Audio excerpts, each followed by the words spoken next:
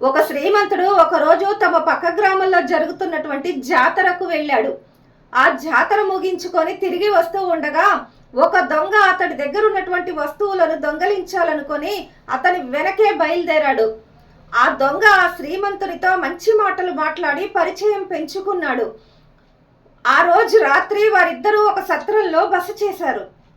అందరూ నిద్రపోయిన తర్వాత దొంగ మేల్కొని ఈ శ్రీమంతుని డబ్బు సంచి కాజేయాలనుకొని అంతా వెతికాడు. ఎంత వెతికినా కూడా అతనికి ఏమీ దొరకలేదు. తెల్లవారుతుండగా ఈ శ్రీమంతుని నిద్ర మేల్కొలిపి, ఇక్కడ దొంగలు ఎక్కువగా ఉంటారు, నీ సంచిని జాగ్రత్త చేసుకున్నావా అని అడిగాడు.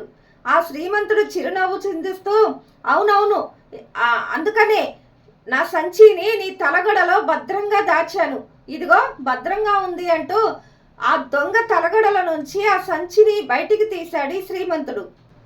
డబ్బు సంచి రాత్రంతా తన తల కిందనే ఉన్నప్పటికీ ఆ దొంగకు తెలియక మిగతా ప్రదేశాలన్నిటినీ వెతికాడు. ఫలితం లేకపోయింది. అదే విధంగా మానవుడు బాహ్యమైన శక్తియుడిలా ఆకర్షితుడు కాకుండా తనలో ఉన్నటువంటి ఆత్మశక్తిని గుర్తించాలి.